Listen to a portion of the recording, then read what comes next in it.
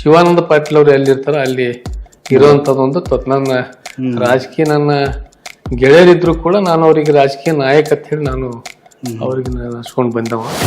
ಕಾಂಗ್ರೆಸ್ಗೆ ಮುಸ್ಲಿಂ ಮತಗಳು ಆಕ್ಸಿಜನ್ ಇದ್ದಂಗ. ಇಷ್ಟು ಆಕ್ಸಿಜನ್ ಇದ್ರೂ ಕೂಡ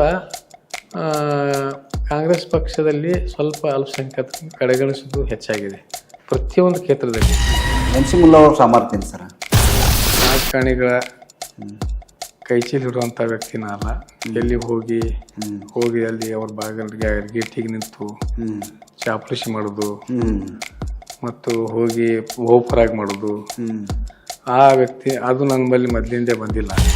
ಶಿವಾನಂದ ಪಾಟೀಲ್ ಸಾಹೇಬ್ರು ಮನಸ್ಸು ಮಾಡಿದ್ರೆ ತಾವು ML ಆಗ್ಬೋದು. ಶಿವಾನಂದ ಪಾಟೀಲ್ ಅವರು ಮನಸ್ಸು ಮಾಡಿದ್ರೆ ಇನ್ನೊಬ್ಬ ನಾಯಕರು ಮನಸ್ಸು ಮಾಡಬೇಕಾಗ್ತದೆ. ಹಿಂದೆ ಏನು ಅಲ್ಪಸಂಖ್ಯಾತರ ML ಆಗಿದ್ರು ಆಗೋತು. ಇನ್ನು ಬಿಜಾಪುರ ನಗರ ಕ್ಷೇತ್ರದಿಂದ ಯಾವತ್ತೂ ಮುಸ್ಲಿಂ ಅಭ್ಯರ್ಥಿ ML ಆಗೋದಿಲ್ಲ ನಮ್ಮ ಮಾತು. ಅವ್ರಿಗೇನು ನೈತಿಕತೆ ಏನಿಲ್ಲ ಅವ್ರಿಗೇನಲ್ಲ.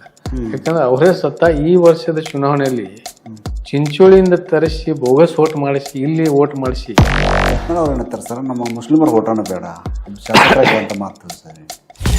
ಹಿಂದೂ ಮುಸ್ಲಿಂ ಮಾಡಿ ಬರ್ಬೇಕನ್ನೋದು ಅದೊಂದು ಇದು ಐತಿ. ಆದ್ರೂ ಆಗೋಲ್ಲ ಈ ಸಲ. ಯಾಕಂದ್ರೆ ಅವ್ರಿಗೆ ಹಂಗಿತ್ತಂದ್ರೆ ಓಟ್ ಅವ್ರು ಹೇಳ್ತಾರ ಹಿಂದೂ ಮುಸ್ಲಿಂ ನನಗೆ ಓಟ್ ಬೇಡ ಅಂದ್ರೆ ಅದು ಹಂಗಿರುವುದಿಲ್ಲ. ಅದು ಈಗ ಅವರು BJP ಪಕ್ಷಕ್ಕಿಂತ ಹೊರಗೆ ಹಾಕ್ಯಾರ.